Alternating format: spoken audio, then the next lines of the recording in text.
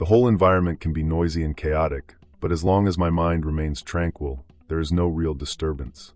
This is the level of self-control we need to train. And it's not a natural gift, it's discipline, practice, and patience.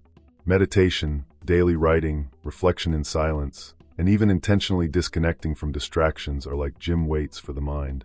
Each time you practice, you're strengthening your ability to stay present, to resist the pull of the thousand things competing for your attention. Think about how many times today your mind wandered. How many conversations did you miss because you were thinking about something else? How many moments slipped through your fingers because you were scrolling through your phone? This isn't living, it's sleepwalking through life. The ancient Stoics understood that concentration isn't just about productivity or getting more done. It's about being fully alive. When you're concentrated, you taste your food more deeply. You hear music with greater richness. You connect with people authentically. You experience life instead of just passing through it.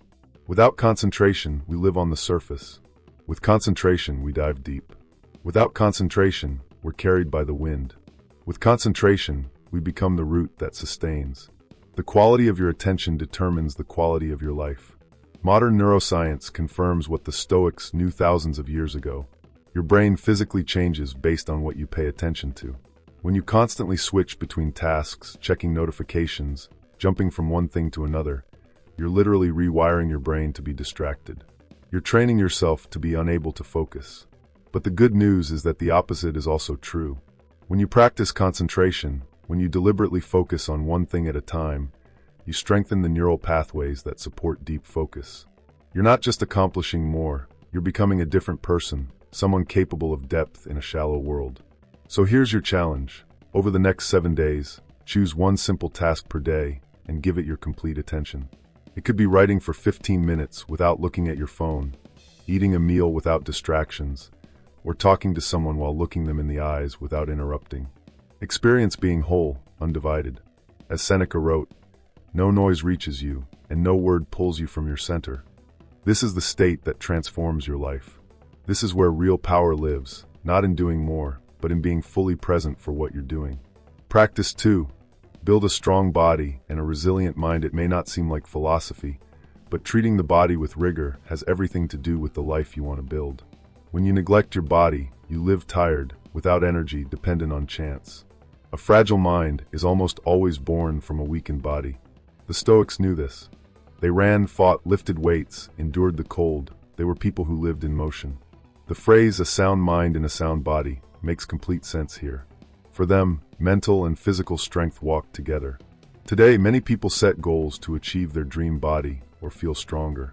But when we think of philosophers, we almost never imagine athletes or warriors. The common image is of someone sedentary, hunched over, out of shape. But ancient philosophers were the opposite. Socrates was a soldier who fought in multiple battles, known for his incredible endurance. Cleanthes was a boxer before becoming a philosopher. Marcus Aurelius, despite being emperor, hunted and wrestled regularly. And Seneca dove into the cold waters of the Tiber River as part of his daily routine. It wasn't vanity, it was training of the spirit. Seneca said, "We treat the body rigorously so that it does not become disobedient to the mind." This phrase holds a timeless truth. When the body rebels, the mind weakens. When the body is trained, the mind gains discipline. The connection is undeniable and powerful. The body is like armor that protects the mind. If you neglect it, you become fragile, vulnerable to every discomfort, every challenge. But when you choose physical effort, a run, a workout, even a simple walk, you're training the inner voice that says, "I can. I keep my promises. My mind governs my body." Your body almost never wants to move. It begs for rest, invents excuses, tries to convince you that tomorrow is better. But every time you get up and do what needs to be done, you're not just gaining muscle, you're conquering clarity, discipline, and self-mastery. This is the true power of physical effort. It teaches you that you're capable of much more than you imagine. It transforms fatigue into energy, doubt into confidence, fear into strength. Each rep, each step, each moment of pushing through discomfort is a vote for the person you want to become. Think about it. When you wake up early to exercise, you're telling yourself, "My goals matter more than my comfort." When you finish that last set, even though you're exhausted, you're proving to yourself that you can push through resistance. When you choose the stairs over the elevator, You're practicing the art of choosing the harder right over the easier wrong. These small victories accumulate. They build a foundation of self-trust that carries over into every area of your life. The discipline you develop in the gym shows up in your work. The persistence you practice on your run shows up in your relationships. The commitment you honor in your training shows up in your character. If this content is making sense to you, drop a like here. It helps me know I'm on the right track and motivates me to continue creating content that truly transforms lives. Your engagement tells me these ancient principles are resonating with modern hearts. Physical training also teaches you about delayed gratification. You don't see results immediately. You have to trust the process, show up consistently, and believe that the work you're doing today will pay dividends tomorrow. This is exactly the mindset you need for any meaningful achievement in life. The Stoics also understood that physical hardship prepares you for mental hardship. When you're comfortable with being uncomfortable in your body, you become more resilient to emotional and mental discomfort. The person who can endure a cold shower, a difficult workout, or a long run is better equipped to handle criticism, setbacks, and challenges. Over the next 7 days, impose movement on your body. It can be the simplest or most challenging. It doesn't matter. What's essential is that you honor it as a pact with yourself. Every time you break inertia and move, you also strengthen your mind. And with each step in this practice, you build not just muscles, but a resilient, unbreakable soul ready to face any battle. Your body is the only vehicle you'll ever have for this life. Treat it with respect, train it with purpose, and watch how a strong body creates the foundation for everything else you want to build. Practice 3. Change your attitude, not your location. You need to change your mind, not your place, because your flaws will follow you wherever you go. Seneca. This phrase from Seneca contains a powerful lesson. We often believe our problems are out there, in the environment, in people, or in circumstances. But the true root of challenges lies in something we carry with us, our mind and our attitudes. Think of a practical situation. Someone decides to move houses, hoping the new address will bring more peace, order, and happiness. They pack up their belongings, say goodbye to the old neighborhood, and settle into a new space with high hopes. But after the move, the chaos and disorganization remain. The same clutter appears. The same stress follows. Why? Because along with the boxes, the person also carried the same habits they had before. It's easy to fall into the illusion that by changing external circumstances, we'll solve all our problems. We think, if I just lived in a different city, I'd be happier. If I just worked at a different company, I'd be more fulfilled.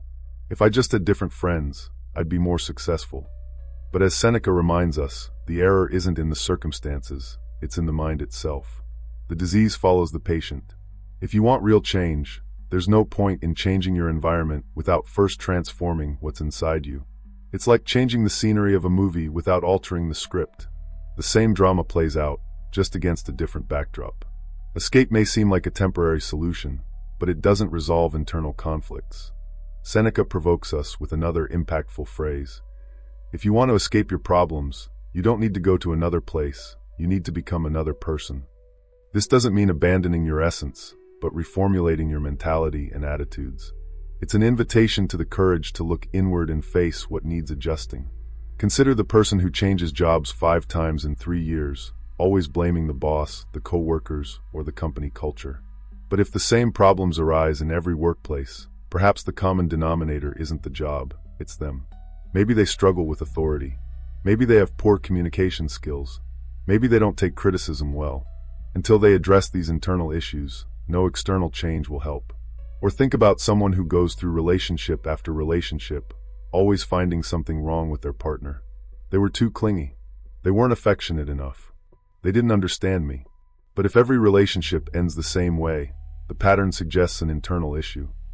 Perhaps fear of intimacy, unrealistic expectations, or unhealed wounds from the past. Admitting that the problem might be within us is uncomfortable. It's easier to blame work, family, or external circumstances.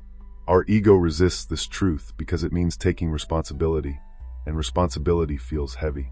But recognizing this is also liberating because it gives us back our power. In other words, if we're part of the problem, we can also be part of the solution.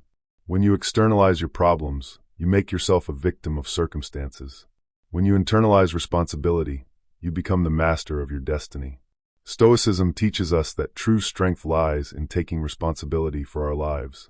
This requires conscious action, reviewing habits, challenging limiting beliefs, and developing the resilience necessary to grow.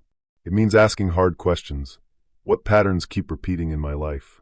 What role do I play in my own suffering? What would I need to change about myself to create different results? This kind of self-examination requires brutal honesty. You have to be willing to see yourself clearly, without the comfortable lies we tell ourselves to avoid discomfort. You have to be willing to admit where you're wrong, where you're weak, where you're holding yourself back. But here's the beautiful thing. Once you see the truth, you can change it. You can't fix what you won't acknowledge.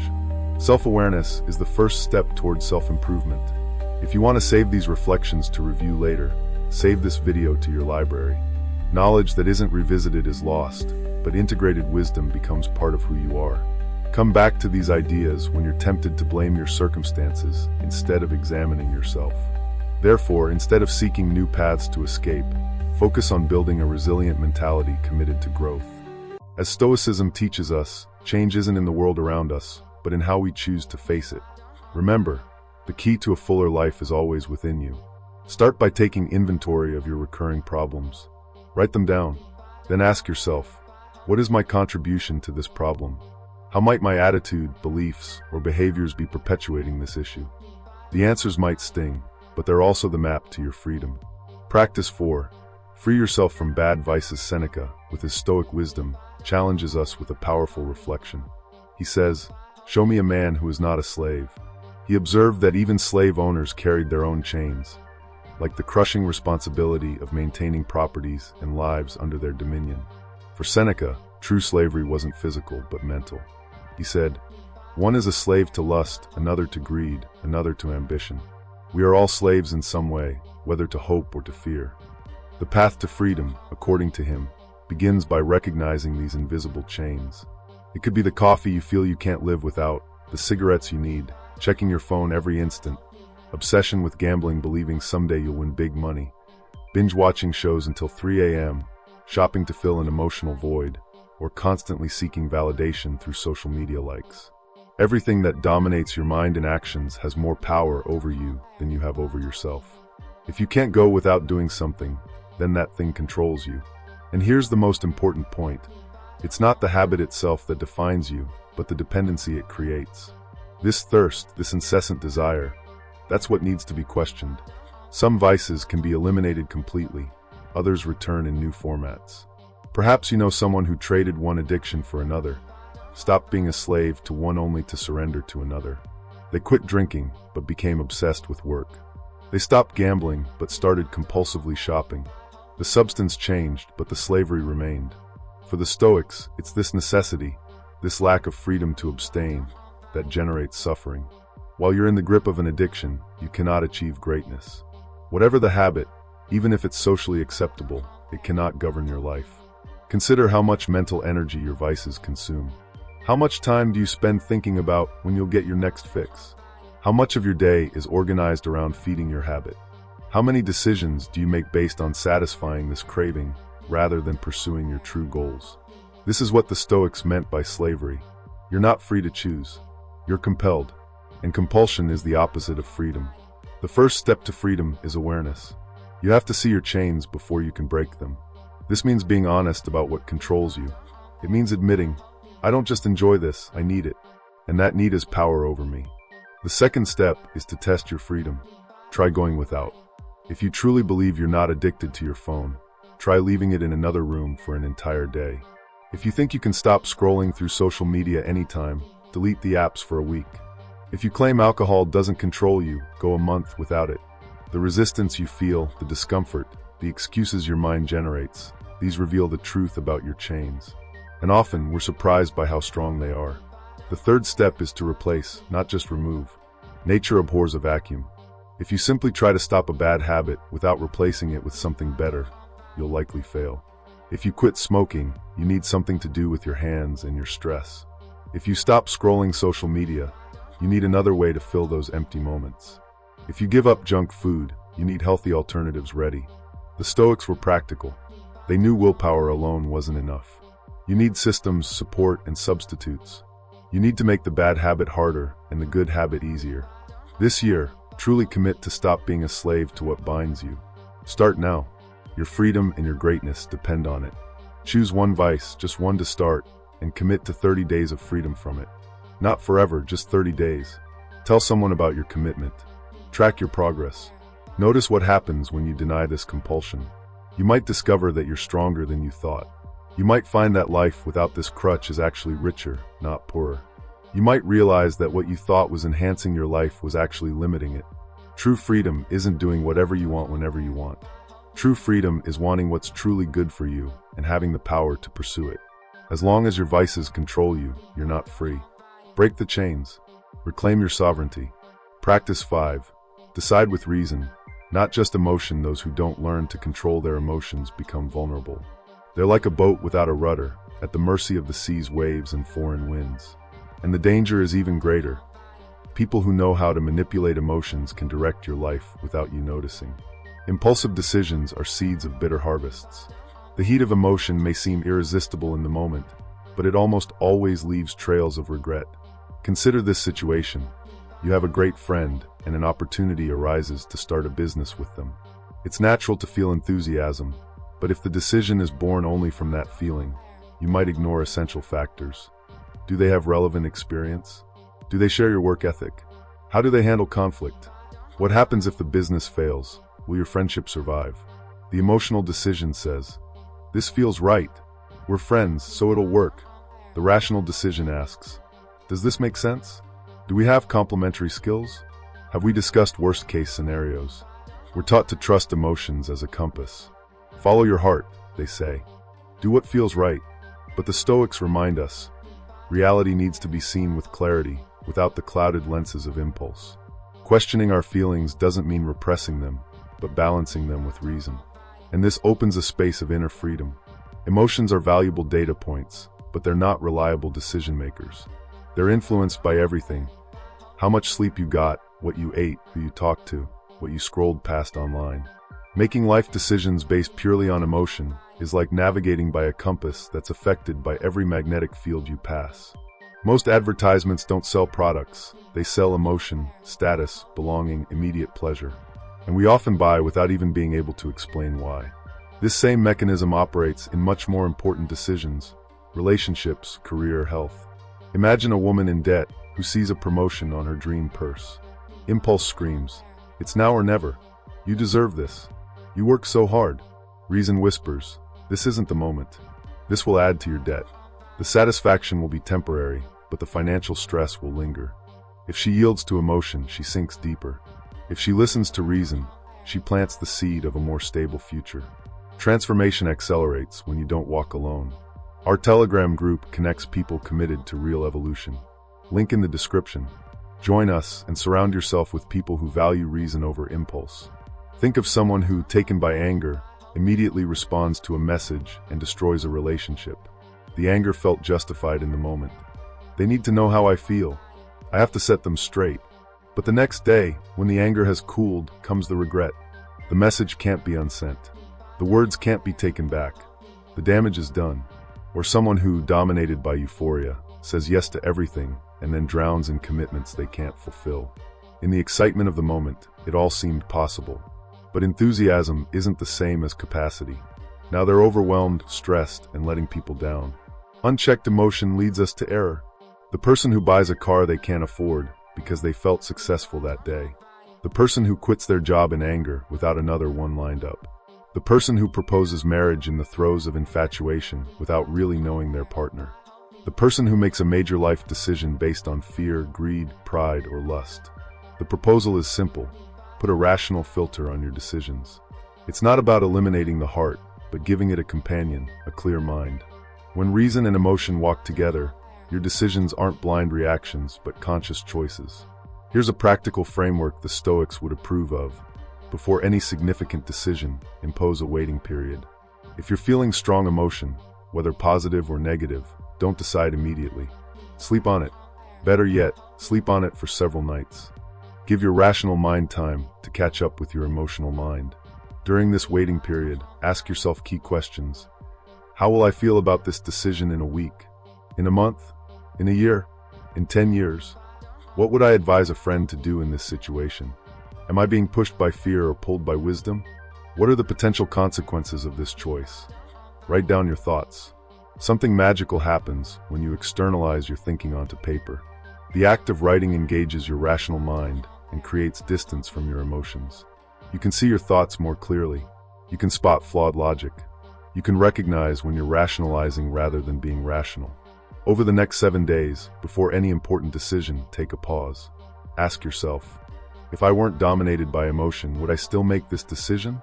Write down the answer. This simple habit can prevent deep falls and open space for decisions that build, not destroy, your future. Remember, emotion is the fire that moves, but reason is the hand that holds the torch. Alone, both blind. Together, they illuminate the path. The goal isn't to become cold or unfeeling. The goal is to become wise, someone who feels deeply but decides carefully. Practice 6. Focus on action. Epictetus' epic question still makes sense today. How much longer will you wait before demanding the best of yourself? In his meditations, Marcus Aurelius reflects on something powerful. He says, "We know what's good for us now, but we choose to postpone. We tell ourselves, I'll do it later. I'll do it when things calm down, when everything returns to normal, when my mind is calmer, when the weather improves." This is the great lie we tell to justify procrastination. Procrastinating is a habit that, as Seneca said, all fools share. They live always preparing, postponing, inventing excuses, and pushing things off. But this isn't what mentally strong people do. A Stoic doesn't wait for the perfect moment. They start acting. They gather strength, willpower, and discipline to face what needs to be done, and do it immediately. They don't leave it for later or for tomorrow. The best time to start something was yesterday, or depending on the subject, the best time was years ago. But the second best time is now. Think of this practically. Uploading YouTube videos, sharing your skills. Today there are already thousands of famous people teaching crochet, cooking at home, sewing, fixing things around the house, and countless other topics. They're not more intelligent, nor necessarily more skilled, but they started years ago. And those who arrive first drink cleaner water. This means we need to act to conquer what we want. There's no time other than the present. All success in your life is the fruit of decisions made previously. And all procrastination is the opposite. It's as if you said, I'll invest in my future later, or I'll be the best I can be tomorrow. But can you afford that luxury? Every day you postpone is a day you can never reclaim. Every opportunity you delay might disappear. Every skill you don't develop today is another day you remain stuck. The painful truth is that most people spend more time planning to start than they spend actually doing. They research the perfect workout program, but never exercise. They buy books on business, but never launch their idea. They talk about writing a novel, but never write a page. This is what the Stoics called preparing to prepare. It's busy work that feels productive but produces nothing. It's the illusion of progress without actual movement. Seneca warns us that fools are always preparing to start, but never start. Think, what if instead of saying I'll do it later, you simply started now? Wouldn't it be better to stop waiting and take the first step? The future you want depends on the choices you make today. Tomorrow you'll only reap the consequences of this. If you want good results tomorrow, next month, or next year, you need to start making deposits now. Ask yourself, what actions are you postponing that could change your life? Maybe it's starting that business. Maybe it's having that difficult conversation. Maybe it's beginning therapy. Maybe it's applying for that job. Maybe it's reaching out to that person. Maybe it's starting to exercise. Maybe it's learning that skill. Whatever it is, you know what it is. It's that thing that comes to mind when you read this. That thing you've been thinking about for months or years. That thing you keep saying you'll get to someday. Here's what the Stoics understood. Someday isn't a day of the week. It doesn't appear on any calendar. It's a lie we tell ourselves to avoid the discomfort of starting. Because starting is hard. Starting means facing the possibility of failure. Starting means being bad at something before you get good. Starting means showing your work before it's perfect. But here's the truth. Everyone who's now an expert was once a beginner. Everyone who's now successful was once struggling. Everyone who's now skilled was once clumsy. The only difference between them and the people who never achieved anything is that they started. And here's the secret. You don't need to be ready to start. You'll never feel completely ready. You'll never have perfect conditions. You'll never have enough time, enough money, enough knowledge, enough confidence.